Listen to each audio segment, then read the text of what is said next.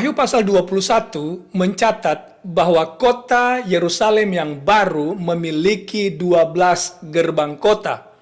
Dan semua gerbang-gerbang ini beserta dasar-dasarnya terbuat dari permata-permata yang indah, jernih bagaikan kristal. Kemudian, ketika semua umat tebusan dibawa masuk ke kota ini, sudah pasti mereka akan masuk kota ini melalui 12 gerbang ini. Karena tidak mungkin mereka memasuki kota ini hanya melalui satu pintu gerbang saja. Sudah pasti mereka akan masuk melalui 12 pintu gerbang. Pertanyaannya kalau begitu adalah, bila mana saudara dan saya diselamatkan dan bergabung dengan umat tebusan, saudara dan saya akan masuk melalui pintu gerbang yang mana? Dan gerbang-gerbang ini diberi nama dari 12 anak Yakub. Apakah keturunan Yakub yang literal saja yang memiliki hak untuk memasuki kota Yerusalem yang baru ini? Ikuti pembahasan ini, saudara yang kekasih.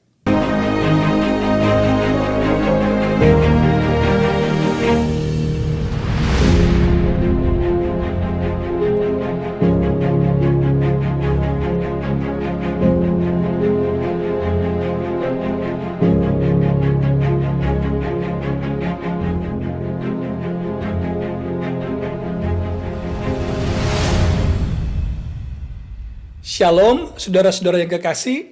Kembali bersama dengan saya, Pendeta Ram Kenny. Kita akan memulaikan pembahasan ini dengan membaca Wahyu pasal 21 ayat 10 sampai ayatnya yang ke-13 yang berbunyi seperti ini. Lalu di dalam roh ia membawa aku ke atas sebuah gunung yang besar lagi tinggi, dan ia menunjukkan kepadaku kota yang kudus itu, Yerusalem, turun dari sorga dari Allah.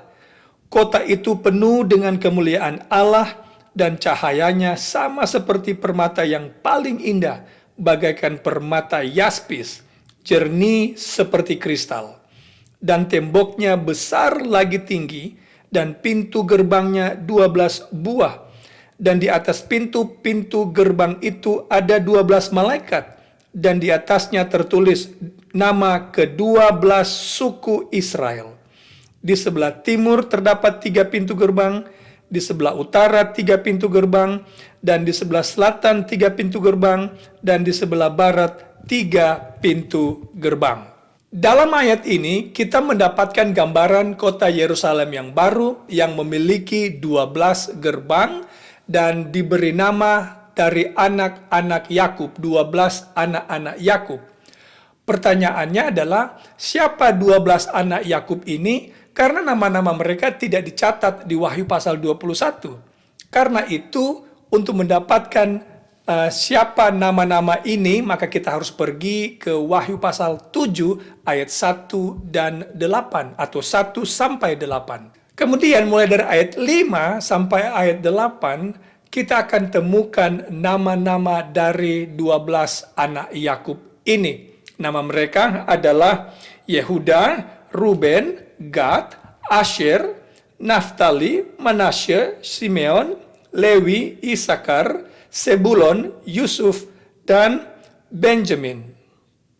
Itulah 12 nama dari anak-anak Yakub. Nah, sekarang pertanyaan penting yang harus kita tanyakan kemudian adalah, kapan kelompok 144.000 orang ini hidup dalam sejarah dunia? Kapan mereka akan eksis? Oh, saudara yang kekasih, tidak ada keraguan sama sekali ketika mempelajari kitab Wahyu bahwa kelompok 144.000 ini adalah mereka yang akan tetap hidup ketika Yesus datang. Mungkin saudara kembali bertanya, bagaimana kita tahu, bagaimana kita bisa yakin bahwa mereka ini adalah kelompok orang yang akan tetap hidup pada peristiwa kedatangan Tuhan yang kedua kali? Well, mari kita baca Wahyu pasal 6 ayatnya yang ke-14 sampai 17. Kemudian kita akan hubungkan ini dengan apa yang ada pada Wahyu pasal 7. Wahyu 6 dan Wahyu 7 adalah dua pasal yang berurutan secara sequence atau kronologi.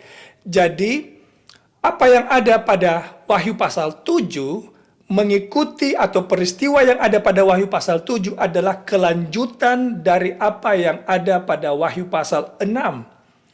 Nah, mari kita baca lebih dahulu Wahyu pasal 6 ayat 14 sampai ayatnya yang ke-17 yang berbunyi begini. Maka menyusutlah langit bagaikan gulungan kitab yang digulung, dan tergeserlah gunung-gunung dan pulau-pulau dari tempatnya. Dan raja-raja di bumi dan pembesar-pembesar serta perwira-perwira dan orang-orang kaya serta orang-orang berkuasa dan semua budak serta orang merdeka bersembunyi ke dalam gua-gua dan celah batu karang di gunung. Dan mereka berkata kepada gunung dan kepada batu-batu karang itu, runtuhlah menimpa kami, dan sembunyikanlah kami terhadap Dia yang duduk di atas tahta dan terhadap murka anak domba itu. Kemudian pasal 6 ditutup dengan pertanyaan ini dalam ayat 17. Sebab sudah tiba hari besar murka mereka, dan siapakah yang dapat bertahan? Pertanyaan ini dijawab pada pasal selanjutnya, Wahyu pasal 7, yaitu mereka yang akan bertahan ketika Yesus datang. Mereka yang akan bertahan ketika dunia ini dihancurkan. Karena ketika dunia ini dihancurkan, Wahyu menyebutkan gunung-gunung dan pulau-pulau akan berpindah tempat. Langit katanya akan bergulung seperti gulungan kitab. Saudara yang kekasih, bisa saudara bayangkan bagaimana keadaan bumi kita ini ketika Tuhan datang? Hancur. Nah, siapa yang akan bertahan? Ketika Yesus datang juga dengan berpuluh-puluh malaikat kali berpuluh-puluh malaikat, jawabannya ada pada Wahyu pasal 7, yaitu pasal sesudahnya. Yaitu mereka yang dimeteraikan oleh Allah, yang disebut sebagai golongan 144.000. Kalau begitu, melalui penjelasan ini, kita sekarang mengerti bahwa kelompok 144.000 orang adalah kelompok orang yang akan hidup pada akhir zaman menjelang Yesus datang. Mereka ini akan tetap hidup ketika Tuhan datang. Sekarang pertanyaan yang lain adalah, siapa sih sebenarnya golongan 144.000 orang ini? Apakah kita berbicara tentang orang Yahudi literal? Apakah kita berbicara tentang anak-anak Yakub yang literal?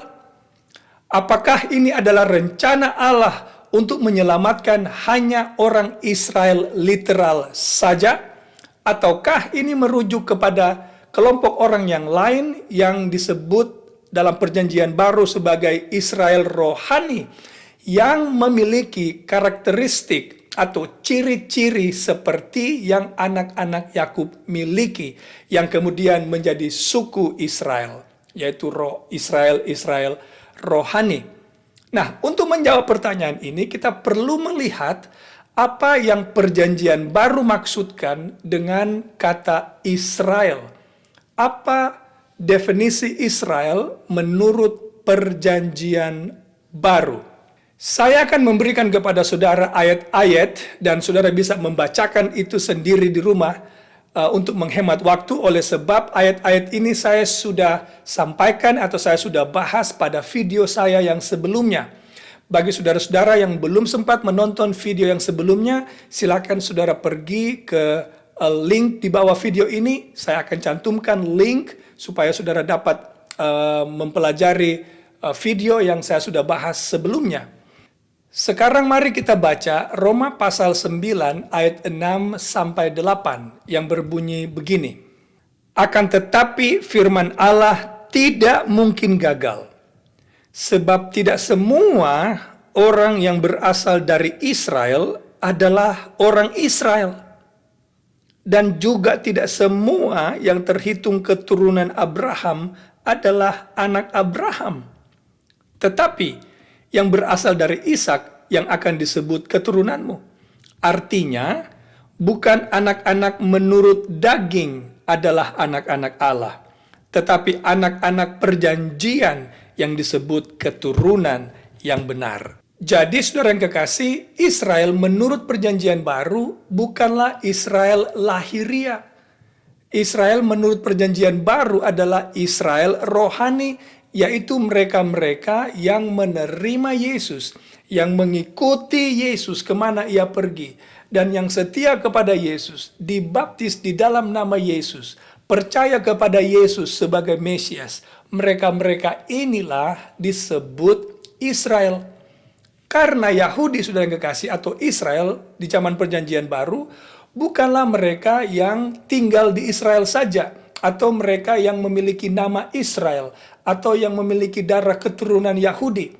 Tetapi perjanjian baru mempertegas, Israel adalah mereka yang menerima Yesus sebagai Mesias. Sebaliknya, saudara yang kekasih, orang-orang Israel, orang-orang Yahudi menolak Yesus sebagai Mesias. Mereka tidak percaya kepada Yesus.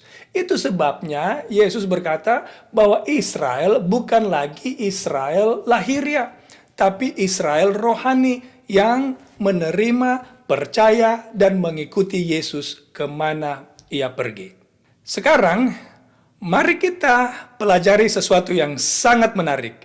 Kita pergi sekarang ke Wahyu pasal 21 ayatnya yang ke-12. Kita akan melihat sesuatu yang menarik dalam pasal ini atau dalam ayat ini. Wahyu 21 ayat 12. Dan temboknya besar lagi tinggi dan pintu gerbangnya 12 buah. Dan di atas pintu-pintu gerbang itu ada 12 malaikat dan di atasnya tertulis nama ke-12 suku Israel. Dalam ayat ini dinyatakan bahwa masing-masing gerbang terdapat malaikat, ada 12 malaikat. Dan saya percaya apa yang dilakukan oleh malaikat di sana adalah memeriksa identitas semua orang yang masuk. Untuk memastikan bahwa mereka masuk melalui pintu yang benar. Pertanyaannya adalah, siapa yang akan diizinkan oleh malaikat memasuki pintu-pintu gerbang kota Yerusalem yang baru ini? Kitab Wahyu memberikan jawabannya. Mari kita pergi ke Wahyu 22 ayatnya yang ke-14. Wahyu 22 ayat 14 berbunyi begini. Berbahagialah mereka yang membasuh jubahnya, mereka akan memperoleh hak atas pohon-pohon kehidupan dan masuk melalui pintu-pintu gerbang ke dalam kota itu. Jadi menurut kitab Wahyu, mereka yang akan diizinkan masuk ke dalam kota ini adalah mereka yang membasuh jubah mereka. Terjemahan lain dari membasuh jubah adalah mereka yang menuruti hukum-hukum Allah. Karena mereka yang menuruti hukum-hukum Allah adalah mereka yang mencintai Yesus. Yohanes pasal 14 ayat 15 atau Yohanes pasal 15 ayat 14. Kalau engkau mengasihi aku, kamu akan menuruti perintah-perintahku. Mereka yang menuruti perintah Allah akan jubah mereka akan dibasuh oleh darah anak domba.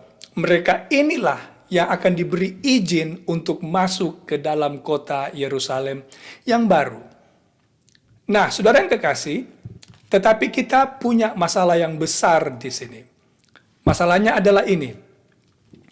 Anak-anak Yakub yang nama mereka diabadikan di 12 tembok kota, bukanlah orang-orang yang kudus, bukanlah orang-orang yang baik, bukanlah orang-orang yang benar.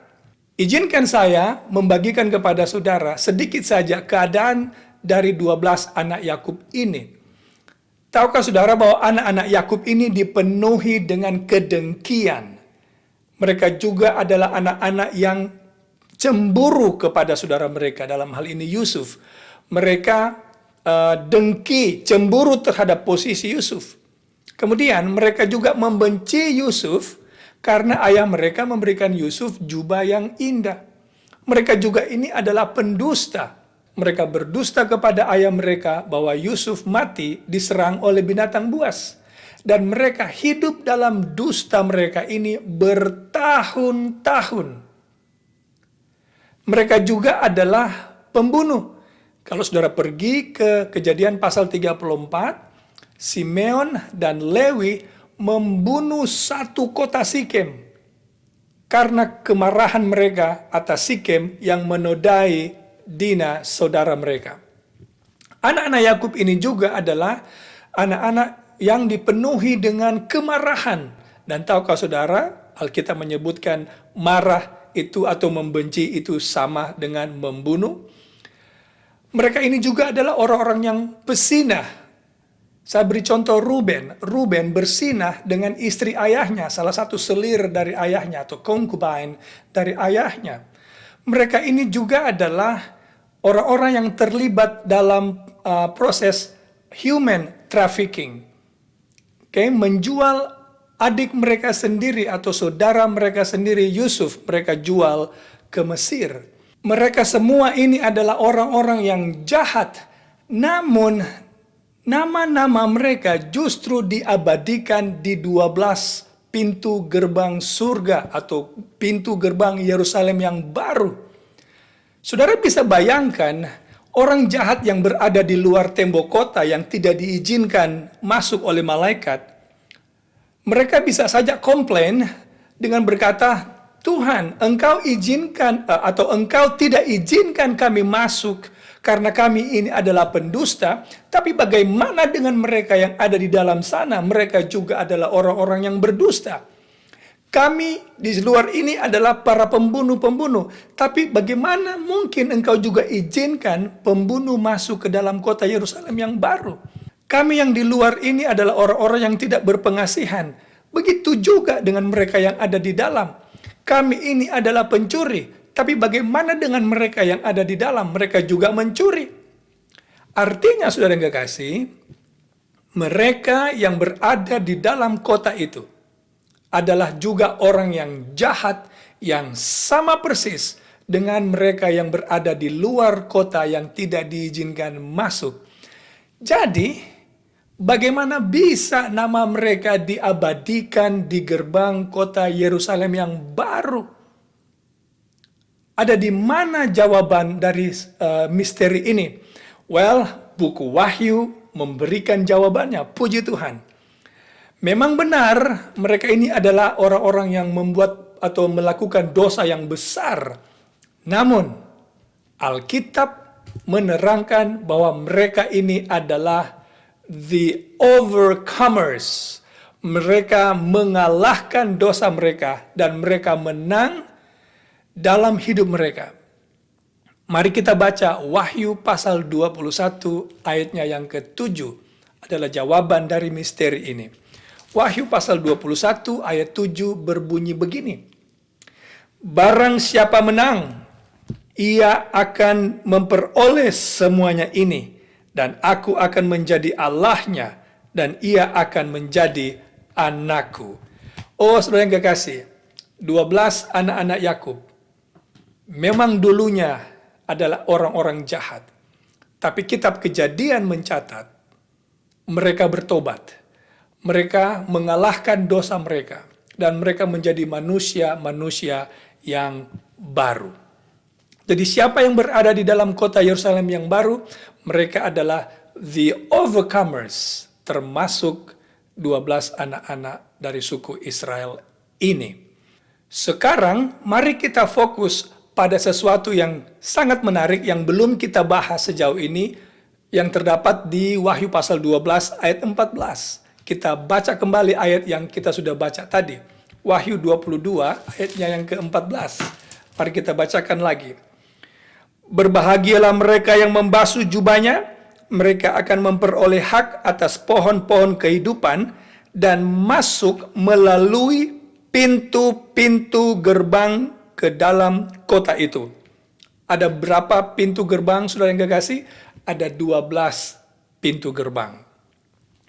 Apakah setiap orang yang ditebus akan masuk Yerusalem baru melalui gerbang yang sama? Jawabannya tidak. Kalau begitu, pintu yang mana kalau saudara dan saya pada akhirnya diberkati Tuhan, kita setia lalu kita diizinkan masuk kota Yerusalem yang baru bersama umat tebusan yang lain, pertanyaannya adalah kita akan masuk ke kota Yerusalem baru ini melalui gerbang yang mana? Saya percaya jawabannya terdapat di kitab Kejadian pasal 49 ayat 1. Kemudian Yakub memanggil anak-anaknya dan berkata, "Datanglah berkumpul, supaya ku beritahukan kepadamu apa yang akan kamu alami di kemudian hari." Saudara yang kekasih, terjemahan bahasa Inggris mungkin lebih jelas, jadi izinkan saya membaca dalam terjemahan bahasa Inggris versi King James Version yang berbunyi seperti ini. "And Jacob called unto his sons and said, Gather yourself together, that I may tell you that which shall befall you in the last days." Ini adalah perkataan Yakub bagi anak-anaknya dan menubuatkan karakter anak-anaknya di akhir zaman.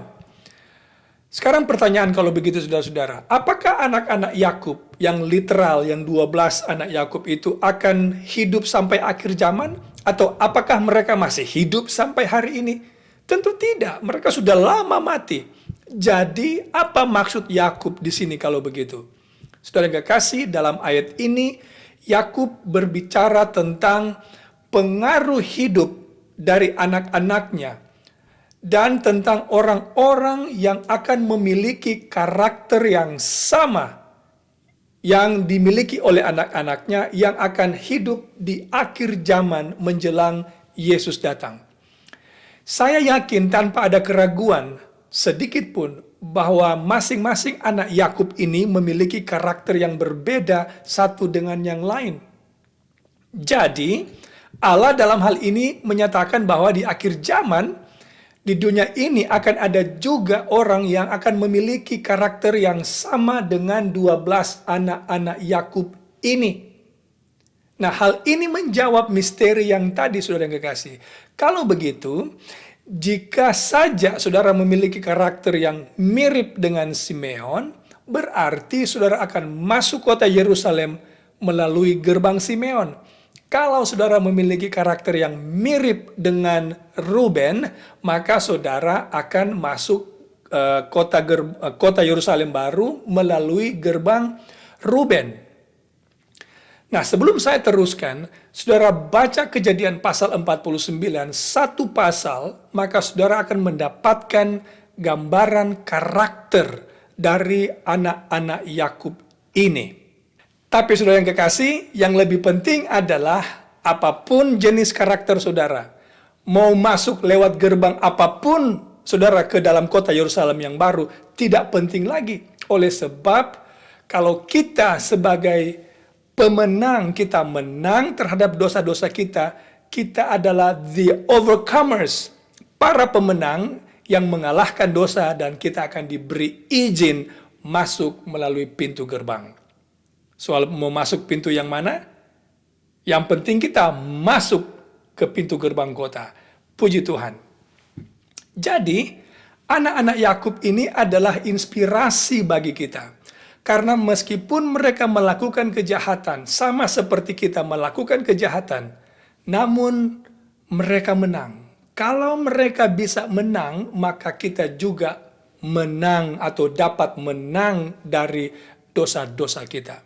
Yang menarik untuk kita lihat dari daftar 12 suku Israel ini adalah terdapat 2 orang dari 12 anak Israel ini yang hilang. Yang pertama adalah Dan dan Efraim. Lalu kalau 2 hilang, mengapa tetap 12? Karena anak-anak Yusuf juga ditambahkan ke dalam 12 suku Israel ini. Nah, sekarang mari kita kembali ke Dan dan Efraim. Mengapa mereka berdua hilang dan nama mereka tidak diabadikan di 12 tembok kota Yerusalem? Saudara yang kekasih, Alkitab menerangkan bahwa Efraim bergabung dengan berhala-berhalanya. Biarkanlah dia sendiri. Itu terdapat di Hosea pasal 4 ayatnya yang ke-17. Mari kita baca Hosea 4 ayat 17.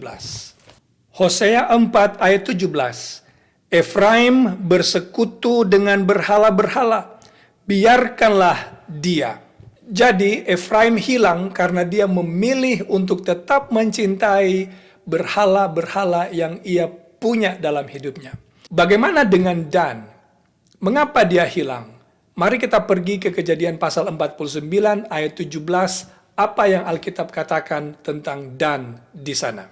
Kejadian 49 ayat 17, semoga Dan menjadi seperti ular di jalan, seperti ular beludak di denai yang memagut tumit kuda, sehingga penunggangnya jatuh ke belakang.